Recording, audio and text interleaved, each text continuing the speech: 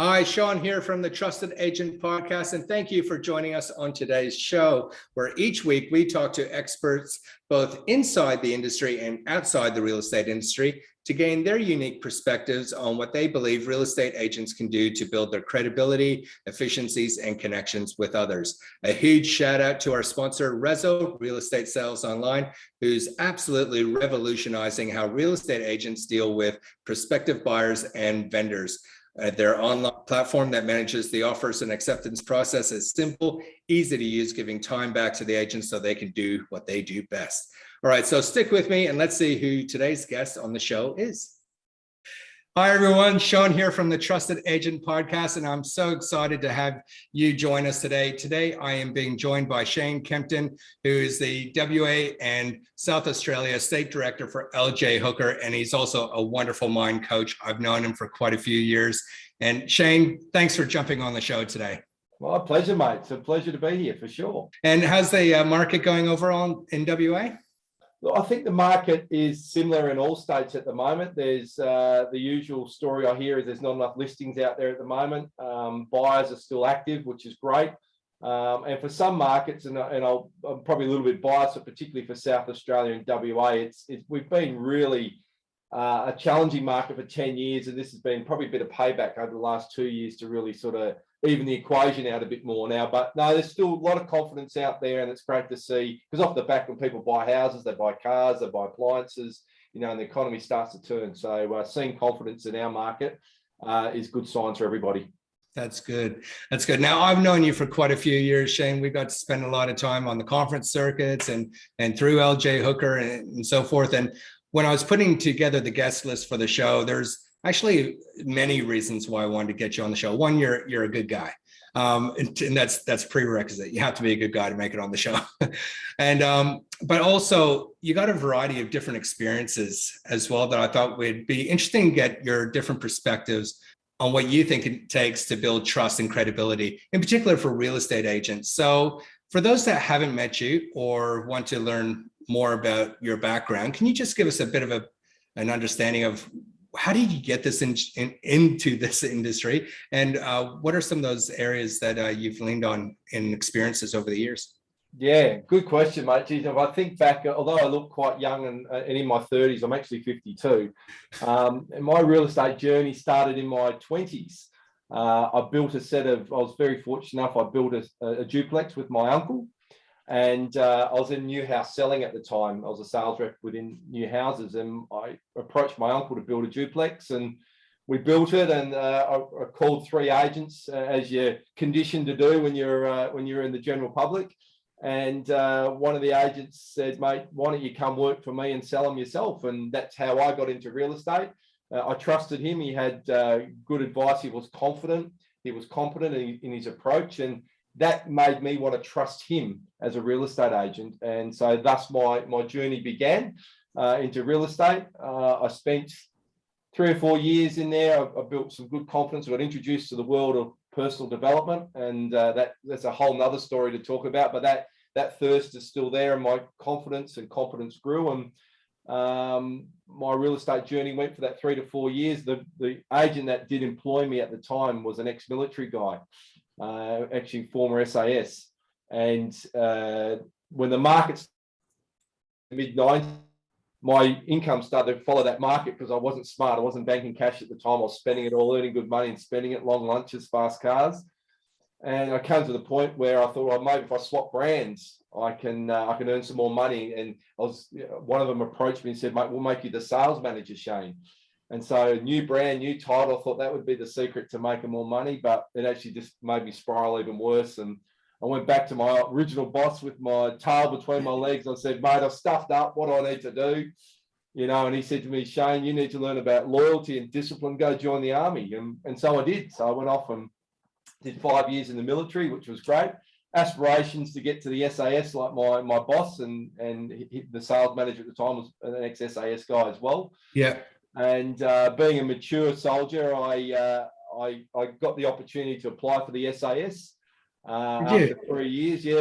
Did the selection course. I didn't pass selection, but done enough and showed enough, I guess, maturity and acronym for them to give me a position at the regiment in a second tier role, which was really cool. So I got to do all the cool things, all the a lot of the training, not all the specialist training, but a lot of the training, and got introduced to the world to Special Forces, which was a wonderful couple of years. But then I had unfinished business in real estate, and I went back to my boss and said, right, mate, I've done my 5 years. I'm ready to come back and recommence my real estate career. And he says, yep, no problem, Shane, you can come join me again, but you're at the bottom of the ladder. You got to work your way up through the ranks again. I said, yep, no problems. But I did it right this time. I had a plan, I had the discipline, and that 5 years really did turn my life around in regards to being proud of who I was as a person, proud of, my country, my family, all those things. Self-discipline, respect, and about to apply that to a plan and strategy, and went through the ranks as a sales rep, moved to sales manager, and ended up buying the business off my principal 3 years later. And we took that to #1 for the brand that we're with at the time, Roy Weston. They got brought out by Harcourts, and then we took it to #1 for Harcourts for Australia as well. And I then sold the brand, sold my business, went off to be the CEO for a number of years. The brand and our office, my old office, continued to perform well, and some of those agents are still within that business performing well. There are now new owners in there now, and they all started on that journey together. So it's a really cool story of how that all came about, and you can find out more in that book. I was going to say, who's got an awesome story like that in two thumbs? This guy right here. Yeah. I could see that book over your shoulder. And for the viewers and listeners who don't know what we're talking about, Shane Kempton is on his third print run of his awesome selling book there, Your Best Days. What is it? Lay ahead or are ahead of you. Your best are days ahead of you. Yep. Yeah. So I wanted to pause right there because I want to ask, which was more humbling? Before SAS and going back to your boss and got with the tail between the legs and saying, hey, I want to come back. Going into the SAS, or sorry, the selection, going into the military and then into selection and not getting all the way through on that sense, or starting again at the bottom? Look, I think it was the first time going back to my boss. It was Jeff Baldwin at the time, and I said, mate, look, I'd stuffed up, I'd changed brands, and it was that moment where I was so loyal to him. Then that moment of disloyalty to chase money and greener pastures, that was all the wrong thinking. Coming back to and realizing that was quite humbling for me. Then getting into the military, and even just initial, doing that 15 weeks of basic training, then having a greater understanding of what my grandfather went through. He was in the Second World War, and I was away from my family for 7-8 weeks before I got to see my wife and my daughter Courtney, before then another 6 to 8 weeks of training.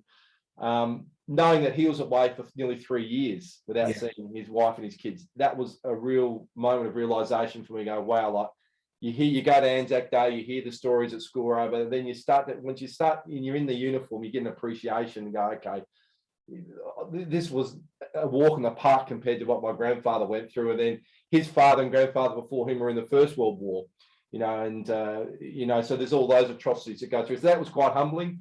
But then coming back to my boss and saying I'm ready, and him telling me to start from the beginning, that was exciting and inspiring. I was definitely not humbled by that. I had an expectation that's what it would take, and I wanted to do it right from the start. This time I wanted to, because I built a foundation that was wobbly the first time. It was built on fast cars, long lunches, and shortcuts. This time around, I was going to build a solid platform, and a fairly solid foundation I could build a skyscraper career upon. And fortunate for me, that's what I was able to do. Real estate's delivered a wonderful life for me, and I'm grateful from that solid foundation I built the second time around.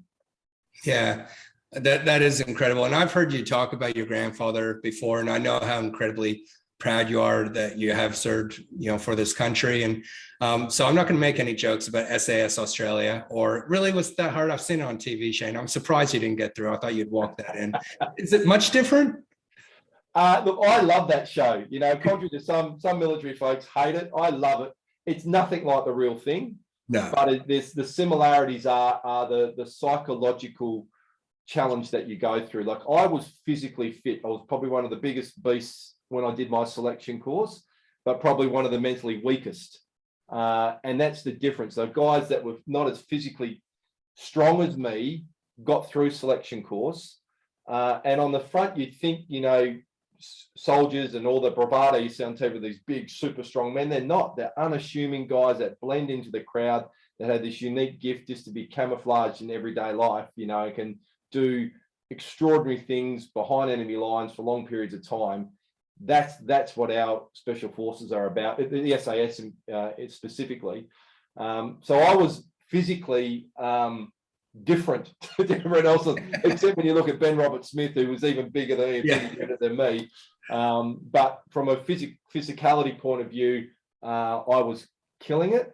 But from a mental point of view, I wasn't mentally strong enough. And I guess from that moment on, that's what gave me the curiosity to work out, how do you get mental strength? How do you get that mental resilience? And that set me on a journey from that point onwards to become mentally stronger and better. And that's just been an ongoing journey for me throughout my life. Yeah, I've that's when I've spoken to you a lot around conferences around mindset and overcoming adversity, but getting clear on the paths and so forth. I've talked to Graham as well at LJ Hooker, who's into neuro-linguistic programming as much as I am as well. And I think there's no shortage of opportunity for people to get a better understanding of themselves. It so amazes me how much people aren't aware of the habits they hold or the behaviors they have. When did you develop that mental concrete or is it an ongoing journey for you? Look, it's interesting, man. When I talk to clients and I coach business owners and CEOs who are, more advanced in life than I am, yet you can just see the differences and I'll talk from men's perspective because that's one of my passions is men's mental health. I work with men's leaders, and I'm really developing my skills and my IP, my coaching around that space in particular. So I know as a young man in my 20s, my ambitions were selfish. It was all about me, my physicality, my strength, my looks. In my 30s, it was all about business success and climbing the ladder and having the biggest, strongest, fastest business. In my 40s, I started to think about how can I train other people? And now in my 50s, it's all about legacy. Like, what's the imprint I'm leaving? What DNA am I leaving behind to help other businesses and people maybe avoid some of the mistakes I made, but even better, equip them with skills to be able to overcome those challenges if they find themselves down those same pathways. So your purpose and your desires and your passions change, I've found in my person, with age and with life experience. Now, it's not to say someone in their 20s can't go straight into legacy mode. In fact, I'm seeing a generation of kids coming through now in their 20s that are all about legacy. It's not about their life. They're all about the planet and, how do we fix the mess that they've inherited? And that's wonderful to see. So it's not always that way, but from the men I coach and the leaders I coach, I see that pattern. There's a very common pattern that goes through there. And maybe that's just the people I attract because that's the type of client that are attracted to me. But definitely purpose changes. And can I get one thing really clear on this one, mate, is that I see people talk about they feel so lost in life because they can't find their purpose. And they think it's an archaeological dig. Yeah. Like they're forever seeing snapshots of people on Facebook going, I found my purpose, in front of their fast cars and stuff like that. It's not that at all. Can I just take that myth away? Purpose is more of an architectural design rather than an archaeological dig. And that comes from experiences. And I guess if there's one thing I can pride myself on now, looking back on my 30 odd years of work, is that I've had some pretty unique experiences and I had them early, and that helped me craft my passion and my purpose early because of all the things I threw at in my quest to find a purpose. I got experienced a whole lot of things. It's quite ironic, but your purpose comes from your experiences. You find something you love that spins your wheels and you devote a lot of time, energy and your life into it, and it starts to manifest from there. Now, I love the way you said that. I was reminded of Glenn Carlson from Key Person of Influence, Dent Global, and I was listening to a podcast once and he said, people search for a purpose like they expect to find it in a pocket of their jeans on the floor. And when they take it on the laundry, oh, here it is. I was wondering where I left you. Whereas it's not that at all. I think you described it the best I've ever heard. Well, yeah, and mate, that came from me doing that, looking for those pair of jeans with that purpose in the pocket. I spent years, I went down just about every religious path, every secret society, everything, anything and everything in this world, trying to find what my purpose was. And it was because of that journey, I realized that there was a golden thread that went through there. They went, wow, I actually like doing that. I actually like learning. I like growing, and I like sharing that. Oh my God, there's my purpose, And then from there, I apply that to everything I do now. Whether I'm a state director of a real estate brand, I'm learning, growing, and sharing. Whether I'm, doing some work with men's mental health at the Steak Sandwich Men's Get Together, I learn, I grow, I share. So when I can do that in my life, no matter what body, whether it's with my family, whether it's with career, whether it's with my hobbies, if I'm learning, growing, and sharing, I'm in my passion and I'm in my happy place. Now, next time I'm in WA, I'm definitely coming to a Steak Sandwich Get Together. Yeah, you're welcome, mate. It's good fun. Excellent. If you're not following Shane on, I think it's Instagram and Facebook that you're doing that primarily on, get involved. It just makes me hungry every time I'm watching it. With all your experience, so 30 odd years experience in real estate, what are some of the challenges that you think exist now more so than ever for agents in terms of developing greater credibility or connection with others that ultimately all leads back to trust? Yeah, look, it's an interesting time that we find ourselves in right now, mate. And I say that because technology has been such a wonderful tool for us to communicate with. And I think the distinction I make with technology and communication is that technology has given us the ability to speak to more people more often, but it's also a double-edged sword because it's made us lazy in some regards, because at the end of the day, one of the best ways, it's not the only way, but one of the best ways to form a relationship with someone is getting face-to-face, belly-to-belly, swap and spit, talking to people. And what emails don't do and what letterbox drops don't do and all these other, letterbox is old technology, flyers, but flyers and spam email are the same thing. It's just a reactive way to throw as much stuff out there hoping someone will respond. But typically it's the people that will respond to someone you've got a relationship with, which came because you had a conversation with them, you picked up the phone, you spoke to them, you had a meeting with them, you got face to face. So I think one of the biggest challenges we've got is due to our success and our advances in technology is that technology can take away the ability for us to form those relationships that happen when you have a cup of coffee with someone, when you go to a meeting, when you go to a networking event, like a function or a conference, etc. So I think that's a fairly first world challenge that we have, but it's a very real challenge because there are some people out there that the only way they've been able to communicate, they've got their phone in their hand, but they're too scared to dial the number to speak to them, but they'll send an SMS.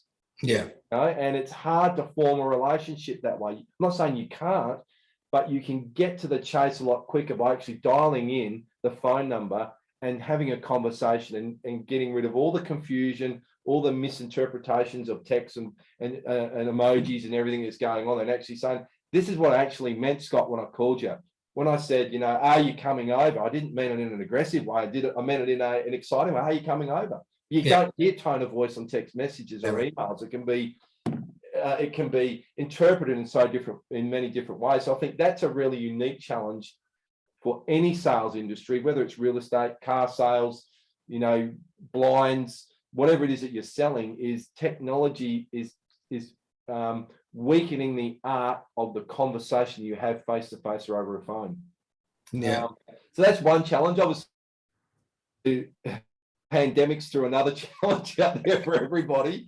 But again, so many positives came out of it. I'm super sympathetic to all the health challenges that came off the back of that, and the mental health issues from separation. All that stuff there is very real. But out of every adversity, there's always something positive to focus on. And I think the positive that came out of it was that appreciation of family, of home base, of the home team advantage. The ability to say, hey, we don't need all those expenses of flying around the country everywhere and driving everywhere. We can do a lot more communications via Zoom and working from home. So we were able to drive costs down, and excess that we didn't need, and became a lot more grounded in our approach to business and in life. So I think there were some positives that came out of it, but there was also those challenges that came out of the global pandemic as well. As an industry, in some, we've got the cyclical challenges that happen each year, you know, too much stock, not enough stock, you know, not enough buyers, too many buyers. And I think the other really good challenge that we're facing is shifting from an industry to a profession. I think that has to happen, and it's going to happen, because I see firsthand the amount of work real estate agents put into their career, into their livelihood, into their skill sets. You know, we're not just sitting at an open home or a home open, depending what side of the country you're on. You know, you're not just sitting in there reading the newspaper, handing out flyers. We have to be so intelligent and around what advice, well, not advice, but, you know, information that we share around zones, around future, you know, development that's happening in the area, understanding new strata laws. You know, there's everything around there that we're learning, and we are, in my ability, we are a true profession now. You know, we're not an industry, we're a profession of professional people. And gone are the days of us next to used car salesmen and all these other, you know, things that used to make my blood boil when we would get labelled that way. I go, no, I'm in here with the trenches. I know what we go through. We're not like that. Yes, there are people in every industry that take the edge off it, you know. And unfortunately, when you're dealing with people's biggest asset, and someone's been a bit of a tool around doing that, and think of they get commission breath, as my good mate Michael Sheargold says, you know, all they're worried about is their hip pocket and they don't look after the client, then yeah, shortcuts get taken and they get amplified because it's such a big asset, and then it makes the news, etc. And then the whole industry can get tarnished with that. So, and particularly when you're wearing a brand as well, you know, someone in Albany in Western Australia wearing a brand does the wrong thing, that affects the person up in Bundaberg in Queensland, because the people say, oh, that brand are like that, you know. So we have to be smart. We have to be very mindful of that. We're not, when we start focusing on our hip pocket before the person in front of us, that's when shortcuts can get taken, you know, and that can be an ongoing challenge that we face. Yeah. And the LJ Hooker brand's been one of the most trusted brands in real estate for many years. I worked with them in my previous business for about 5.5 years. I want to ask you, in your experience, not just with LJ Hooker, but maybe you could think back to any of your life experiences. What are the moments where you've really had to demonstrate trust in providing trust for someone else, but also trusting in others around you? Can you think of any scenarios that you really had to put that on show, but also what were some of the circumstances and learnings from that? Yeah. Mate, I think in any stage that you're in a leadership position, to gain trust, you have to give trust, you know. And I think that's a part of wisdom that's been around for us for as long as there's been leaders in the world. That's been around. Good leaders earn trust, they don't demand trust. And, you know, the obvious ones are the military. You know, you've got the obvious scenarios there where you've got to have trust in the person to your left and to your right of you to do their job, because if they don't do your job, then, you know, the worst type of consequences can happen. I think about in real estate, you know, what attracted me to my first boss, Jeff, is that he demonstrated competency. You know, he was very competent. That gave me the trust that he would do the right thing and do the right thing by myself and my uncle in regards to that set of duplexes that we're selling. I think about the military motorcycle club that we set up for veterans. You know, I had the trust of so many of those people that joined that I was going to lead them in the right way when we first opened up here in Western Australia, because, you know, we're playing in a world where there's, you know, bad people. You know, it's a shame that, you know, unfortunately, sometimes the perception is you ride a motorcycle, you're a bikie. Well, not everyone that rides a motorcycle is a bikie, and not everyone that's in a club are in a gang, you know, and you can get painted with that brush. But just because I had veterans that love to ride motorcycles, we thought, well, let's grab that passion with our passion to help them with their mental health. And we had that club formed. But with that came, if they were joining my club, they had to feel that they were safe in that club, you know. And so it took some, and you know the story, I had to go around to— I was actually going to say, if you're not going there, Shane, I'm actually going to have to insist that you do, because I love this story. So please, as you were. Yeah. So look, setting up the longer, shorter version of this story is that being an ex-military man myself, and although I didn't pass SAS selection course, I still had a lot to do with special forces and my support for that unit over here in Western Australia. And then when I left the army and I saw a lot of my mates that went away overseas, some of them would come, not all of them, but some of them were coming back with wounds, but not so much physical wounds, but invisible wounds. And you've probably all heard of the term PTSD. And so there's a lot of these invisible wounds that soldiers from all ranks and all parts of our Defence Force, Army, Air Force, and the Navy were coming back with these invisible wounds. And so I wanted to do something about that, because I still had friends serving. I've got a nephew that's in the infantry right now, and I wanted to make sure that, that if I could do something around this, I could help them. So I grabbed my love of motorcycles, and I married that to my passion to help veterans. And we formed a motorcycle club called the Military Brotherhood Military Motorcycle Club. And that was all about giving those veterans that had a love of motorcycles a sense of belonging again. They joined our club. We rode in formation. We wore uniforms. We used terms in there that were military terms like subunit and all these other terms that gave them a sense of familiarity. But more importantly, if you think of a veteran that's devoted his life to the military since the age of 18, he gets out in the age of 30, he or she, all they know is military. And sometimes the skills they learn in the military were not transferable to civilian life. So they would come back to civilian life and they'd know, well, where do I fit in? I don't fit in anymore. So some of them would hit the grog, and that would then spiral them the wrong way because they just didn't have their sense of purpose anymore. So what we did with the club was about to give them that sense of purpose. So the idea of our club was these younger contemporary veterans would go visit the older veterans, our Vietnam veterans, if there was any World War II veterans, the widows, go help them around the house, go do some gardening at the house, just go chat to them at an RSL, giving them that sense of purpose and sense of serving again. So that in a lot of cases reactivated their zest for life and their meaning for life again. And from there they could spiral back up, the spiral of life and get back into in a healthy place and a mental place in a lot secure way. So that's what the club was all about. But if I was going to provide that environment, it had to be a safe environment. And when a new club started, something I learned very quickly is that the clubs that have been around for a long time, the 1% clubs that wear a back patch, and sometimes you hear not so good stories about, they wanted to know who you were, and that you weren't any threat to them and their business. And so I had to go around to each of the 1% clubs presidents and tell them what we were about, who we were, but more importantly, who we weren't, and that were no threat to them. And in fact, if they had veterans within their ranks that needed a hand, we would help them because we wouldn't discriminate in any way. And so that was quite daunting, mate, going to some of these 1% motorcycle gang clubs and bearing all, having to leave your mobile phone in a tin box so no reception was kept and let out to dark car parks and surrounded by, these big men that made me look small. But, I was passionate about it. I had a real purpose, and my fear of these gangs was overcome by my passion to serve these veterans, to provide that safe environment for them. So trust comes from being trustworthy. It comes from being competent. And it comes from doing what you say you're going to do. And if you can't do it, just being open and honest about it, and I think that transparency, that authenticity, and putting others first, it's interesting, mate. I touched on leadership at the start, and some people have the perception that once you become a leader and you're sitting at the top of the food chain, that your workload stops. It doubles. You've got to serve more. And like all of a sudden you are now responsible for not just yourself, but now you're responsible for all these people and their families that come with it. And when you take that job responsibility seriously, you can't do it on your own. You need to have trust in other people. So you are empowering other people.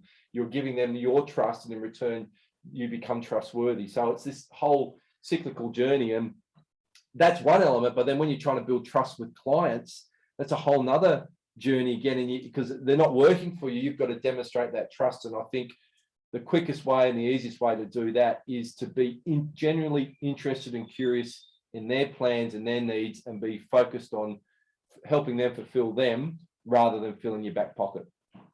Yeah. I'm just writing down these notes because I think that's fantastic. So internally, creating a safe place, competency, being trustworthy to instill trust, doing what you say you're going to do. And if you can't do it, just be honest about it. So by flipping it for when you're looking outwards and you're meeting people for the first time, and this is where agents, this is the real challenge that they face. This is not about agents aren't that particular agent can't be trusted. No, that's not it. But you made the example before about the car salesman and real estate agents that for some reason get tarred with a similar brush. It's not warranted. If it is, it's by a couple of cowboys, which does happen in every industry. But sometimes this is the number one challenge that agents face without having met someone for the first time and giving them the opportunity to demonstrate this. This is what they're up against. So being genuinely interested is a great, I guess, point of difference in our sense of relief that people automatically respond to straight away. It's like, whoa, what's going on here? You know, is that give you a classic example? What you've just done to me. People love talking about themselves, and when you ask open-ended questions and someone starts rattling on about their lives and things they're proud of and what they've done, you may only have to say 3 or 4 words. Oh, tell me more. Oh, that's exciting. Tell me a little bit more about that. And they keep talking. At the end of that 10 minutes, they're going, wow, that was a great conversation. And you may only have said 10 words, you know. So I think, and that comes from being genuinely curious and interested in other people. And the other point I'd really love to hammer home, particularly for the new agents, is knowledge. You know, at the parachute regiment in Nowra, there's a big sign up on the wall in the military there where we do our parachute training. It says knowledge dispels fear. And that's basically, once you know what you're doing, you know your emergency drills, you know how to open a chute properly, you know how to look after yourself and get into trouble, and knowing that no Australian soldier has died, you know, during parachute training, that knowledge dispels fear. So it not only dispels your fear, but also dispels the fear with the people that you're with. So if you're a new agent and you're working a suburb or a patch, know it like the back of your hand, know everything about that area, know not just about the properties, but know when the bin days are, the where the schools are, walking distance to the parks, what are the bus routes, what are the bus numbers, you know, what are the zones in there, what's the average sale price, how many 3 bedrooms compared to 4 bedrooms, who rents it, like know everything about it. Because if you've got that knowledge and a buyer comes to you and wants to know a little about it, bang, you can just demonstrate competency like that, and they're going to start to feel trust in you because you know everything about that suburb. And if they're going to make a big investment in there, who else to talk to other than the mayor or the person who knows the most of that area is a great way to go as a new agent. And then do it in your own voice, in your own tone, and your own authenticity. A mistake I made early in my career was when I tried to be exactly like my boss, the boss who gave me the opportunity. I tried to walk like him, talk like him, dress like him. He's doing, you know, 10, 15 sales a month. I'm doing duck eggs, not one. And it wasn't until the day he said to me, he said, Shane, stop trying to be me and start being you, that the penny dropped, that I went, okay, I can still use the same scripts, but put it into my language, my tone of voice, my personality. Then I'm being authentic, because up until that point, I wasn't being authentic. You know, so we've got some great trainers in everything. You got your Tom Panoses, your Josh Fegans, your Michael Sheargolds, you know, your Jet Exam. All these magnificent coaches and trainers within our industry. Don't parrot them. Learn the scripts, learn the dialogue, but then put them into your language, your stories, your personality. Be authentic, and then bang, trust goes up another level. Authenticity, knowledge, those things there are the 2 main ones, and be curious about the other people, and bang, there's your recipe for trust. I love that. Yeah, we already my pen.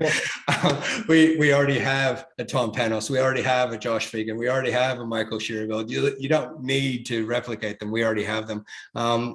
I quote. I'm going to paraphrase the quote, but don't be anyone else. Everyone else is already taken. Just be you. And I was thinking about a time where I was having a not so great time at work. I was actually suffering from a bit of anxiety, and there's a lot of stress on.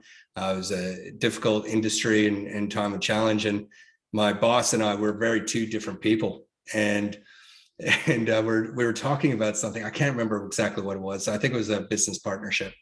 And I said, look, I'm not going to be you. I don't want to be you. I'm not going to be you. I'm just going to do me. From now on, I'm just doing my way. And he turned to me and said, I don't want you to be me. If I wanted if I wanted to hire someone who's like me, I sure as hell wouldn't have hired you.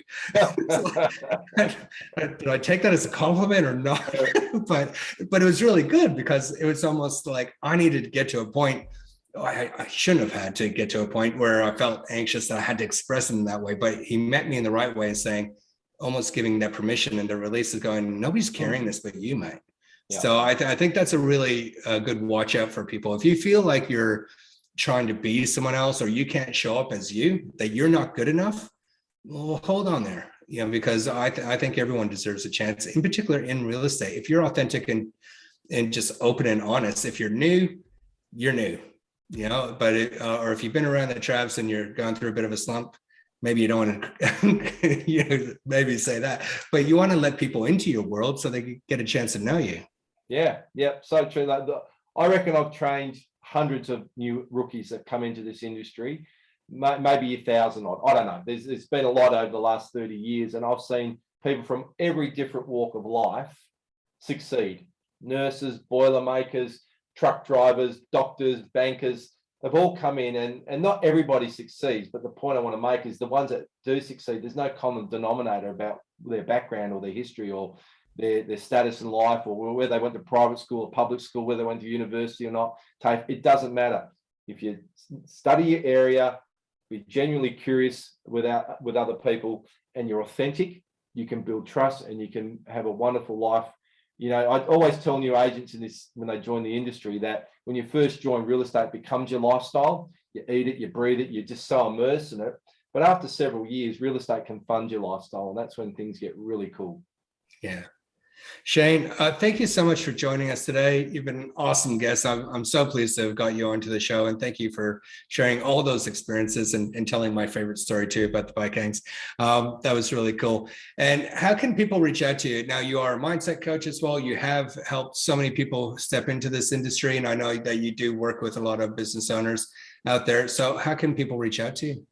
Look, without doing a recruitment pitch here, obviously my commitment is to LJ Hooker, and I'm really enjoying my time there. Like you said, they're nearly a 100-year-old brand now and doing some really cool things. I've made some great investments into not only technology, but they're investing in people like me to join their team. So we've got some really good sales leaders around the country.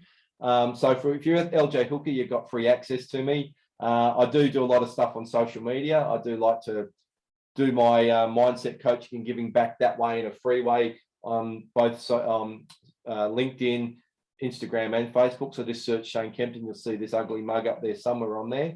And I've also got my website, shanekempton.com. And if you want to buy a great book for Christmas, there it is, your best days are ahead of you.